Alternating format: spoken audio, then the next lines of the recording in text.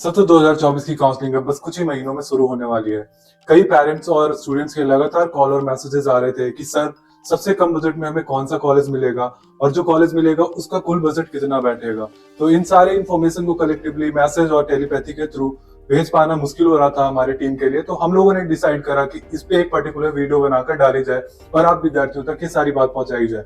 तो team admission सारथी ने ये वीडियो स्पेसिफिकली आप स्टूडेंट्स के लिए बनाया है। तो ज्यादा से ज्यादा इस वीडियो को लाइक, शेयर और सब्सक्राइब करें और उन स्टूडेंट्स की तरफ पहुंचाए जो नीट यूजी परीक्षा भी देने वाले हैं। तो नमस्कार, सत श्री अकाल। मैं डॉक्टर कुलदीप सिंह आपका अपना एडमिशन सारथी अपने यूट्यूब चैनल पर स्वागत करता हूं। तो आज हम सारे कंटेंट को बारी बारी से डिस्कस करेंगे। वीडियो का कंटेंट इस प्रकार है। सबसे पहले हम कुछ मिथ्स और फैक्ट्स डिस्कस करेंगे, फिर बारी बारी से टोटल बजट वाइज कॉलेजेस को हम डिस्कस करेंगे। तो हम पहले मिथ्स की बात करते हैं।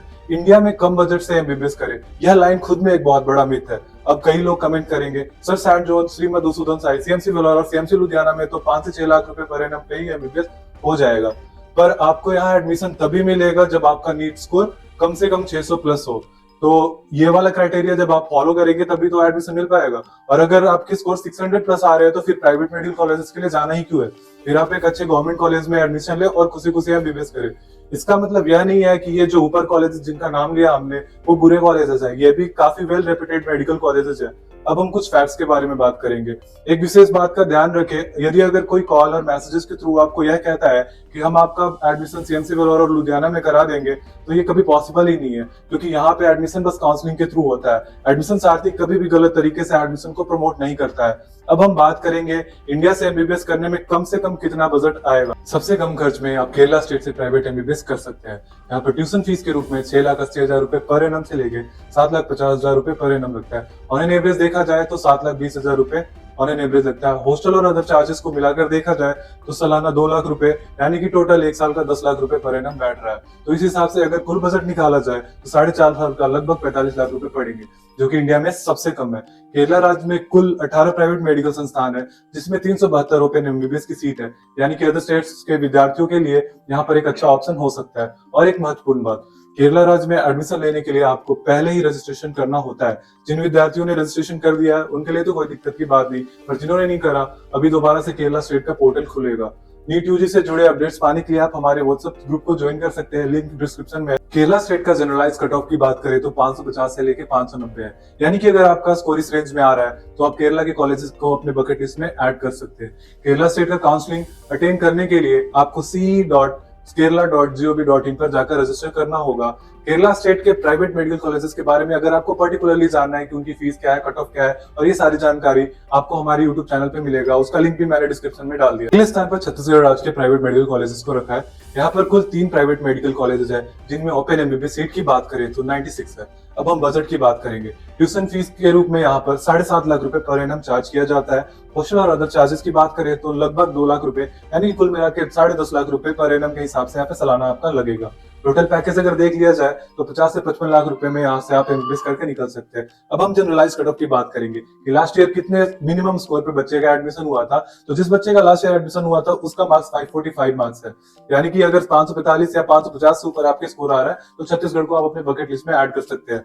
छत्तीसगढ़ की काउंसलिंग अटेंड करने के लिए आपको cgdme.admission.nic.in पर जाकर रजिस्टर करना होगा। अगर आपको छत्तीसगढ़ के कॉलेजेस के बारे में पर्टिकुलरली इन्फॉर्मेशन चाहिए तो आप हमारे छत्तीसगढ़ वाले वीडियो चेक करें, लिंक डिस्क्रिप्शन में है। अगले स्थान पर हमने कर्नाटका स्टेट के प्राइवेट मेडिकल कॉलेजेस को रखा है। जनरली कर्नाटका के कॉलेजेस विद्यार्थियों की पहली पसंद होती है, क्योंकि यहाँ का एजुकेशन सिस्टम काफी बेहतरीन और फीस भी कंपैरेटिवली कम है।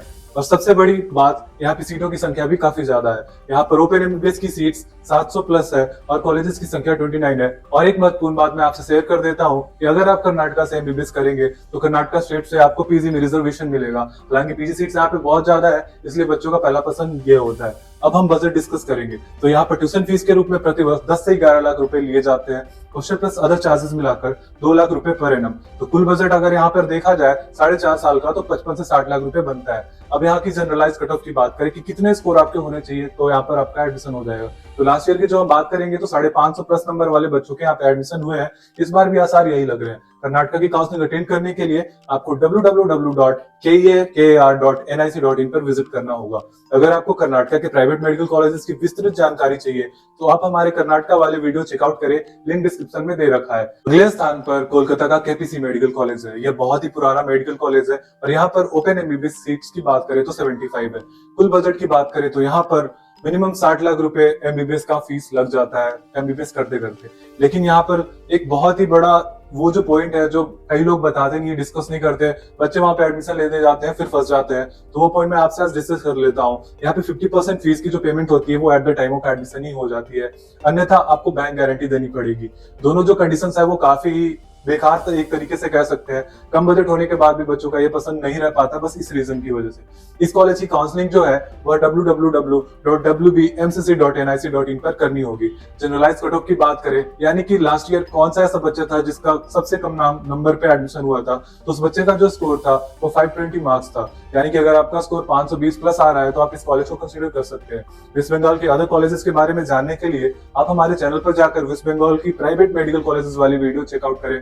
अगले स्थान पर हमने झारखंड और बिहार के प्राइवेट मेडिकल कॉलेजेस को रखा है। यहाँ के कॉलेजेस का बजट 60 से 65 लाख रुपए कंप्लीट जाता है। यहाँ पर कोई हिडन चार्जेस नहीं है, तो ये आप बेटर ऑप्शन ले सकते हैं। उत्तर प्रदेश से ऊपर इसको कंसिडर कर सकते हैं। झारखंड में केवल एकमात्र प्राइवेट मेडिकल कॉलेज है जिसका नाम श्री लक्ष्मी चंद्रवंशी मेडिकल कॉलेज है, जो कि पलामू डिस्ट्रिक्ट में स्थित है। इस कॉलेज में टोटल 75 एमबीबीएस की सीटें हैं। यहाँ की काउंसलिंग अटेंड करने के लिए आपको www.jcee.jharkhand.gov.in पर जाकर रजिस्टर करना होगा। और बिहार की बात करें तो यहाँ श्री नेताजी सुभाष चंद्र बोस मेडिकल कॉलेज बेटा को छोड़कर बाकी जितने भी कॉलेजेस हैं उनका बजट इसी रेंज में आता है। नेताजी सुभाष चंद्र बोस का बजट 90 लाख प्लस चला जाता है।